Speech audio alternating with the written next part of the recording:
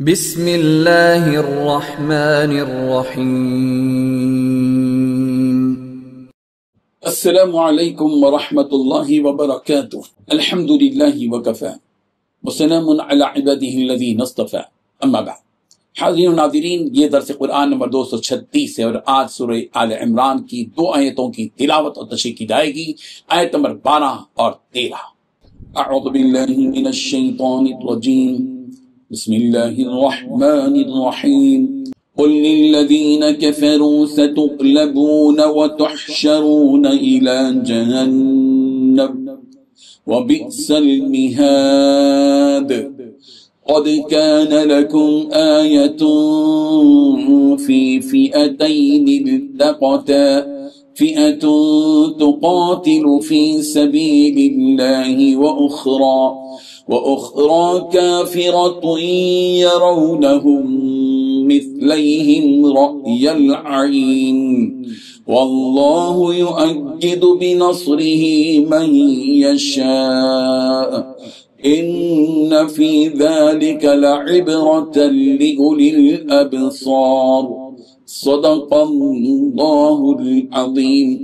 لفظی ترجمہ یوں ہے، قل کہہ دیجئے للذین کفروا، ان لوگوں سے جنہوں نے کفر کیا، ستغلبون کہ تم مغلوب ہوگے، وتحشرون تمہیں جمع کر کے لایا جائے گا، الی جہنم دوزخ کی طرف، وبئس المصیر اور وہ بہت برا بچھونا ہے۔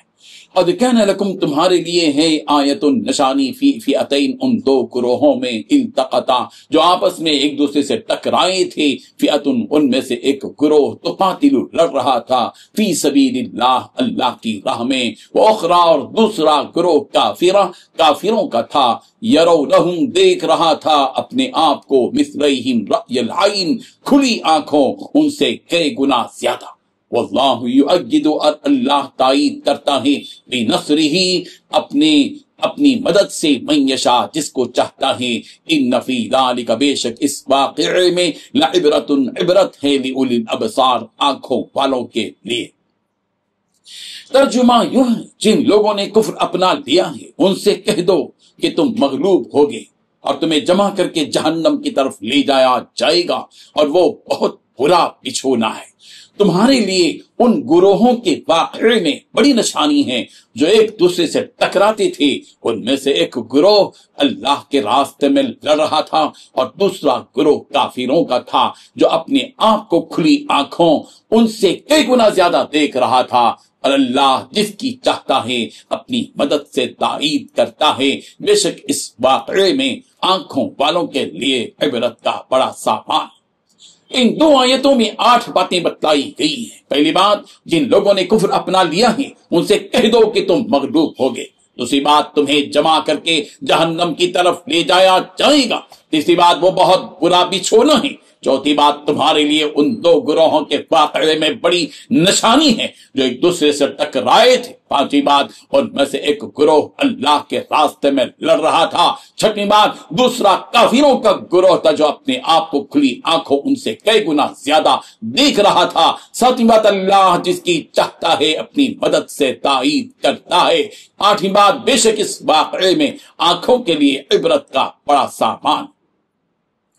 بزرگان محترم، اللہ تعالیٰ نے رسول رحمت صلی اللہ علیہ وسلم کو یہ حکم دیا کہ آپ ان کافروں سے یہ بات ببانگ دہل کہہ دیجئے کہ تمہارے کفر کی سزا صرف آخرت ہی میں نہیں ہے بلکہ عن قریب تمہیں دنیا ہی میں یہ سزا، سخت سزا ملے گی کہ تم مسلمانوں کے ہاتھوں مغلوب ہو جاؤ گے اور آخرت میں دوزخ کی طرف جمع کر کے لے جائی جاؤ گے۔ اور یہ بات یاد رکھو کہ دوزخ بہت برا ٹھکانہ ہے۔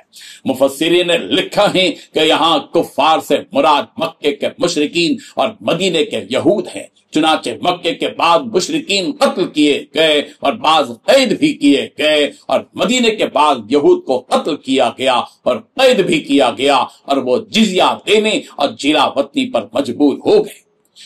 مسلمانوں کے مقابلے میں کافروں کے مغلوب ہونے کی ایک مثال دی جا رہی ہے کہ جنگ بدر میں کافروں کا لشکر 1000 مسلح لوگوں پر مشتمل تھا اور مسلمانوں کی تعداد صرف 313 تھی۔ کافر اپنی کھلی آنکھوں سے یہ منظر دیکھ رہے تھے کہ ان کی تعداد کہیں زیادہ ہے لیکن اللہ تعالیٰ نے مسلمانوں کی باوجود تعداد کم ہونے کے مسلمانوں کی مدد فرمائی اور انہیں فتح نصیب ہوئی اور کافروں کو شکست فاش ملی، باوجود یہ کہ وہ تعداد میں زیادہ تھے۔ سیرت ابن اسحاق میں ہے کہ جب جنگ بدر سے رسول رحمت صلی اللہ علیہ وسلم واپس لوٹے تو بنو قینقاع کے بازار میں یہودیوں کو جمع کیا اور فرمایا کہ اے یہودیوں، اس سے پہلے اسلام قبول کر لو، کہیں تمہارا بھی حشر ان کافروں جیسا نہ ہو جائے۔ اس کے جواب میں یہودیوں کی اس جماعت نے جواب دیا کہ چند قریشیوں سے تم جیت گئے جو جنگ کے فنون سے ناواقف تھے، ہم سے اگر پالا پڑ جائے تو ہم بتلا دیں گے کہ لڑائی کسے کہتے ہیں۔ یہودیوں کی اس للکار کا جواب اس آیت میں دیا گیا کہ اللہ تعالیٰ نے جس طرح ان کافروں کو شکست دی وہ تمہیں بھی شکست دے سکتا ہے۔ واللہ یؤید بنصرہ من یشاء، اللہ جس کو چاہتا ہے اپنی مدد سے طاقتور بنا دیتا ہے۔ جس طرح اللہ تعالیٰ نے اپنے محبوب اور پسندیدہ مسلمانوں کی مدد کی اور کافروں کے مقابلے میں انہیں غلبہ عطا فرمایا، یقیناً اس قسم کے واقعات میں آنکھوں والوں کے لیے بڑی عبرت کا سامان۔ رب الجلال ان آیات سے سبق حاصل کرنے کی توفیق عطا فرمائے، آمین۔ وآخر دعوانا ان الحمد للہ رب العالمین۔ ڈیلی درس قرآن کو سبسکرائب کیجئے، اپنے تاثرات اور مشورے ارسال کیجئے اور متعلقین کے گروپ بنا کر انہیں روزانہ درس قرآن بھیجیں اور اجر ثواب پائیں۔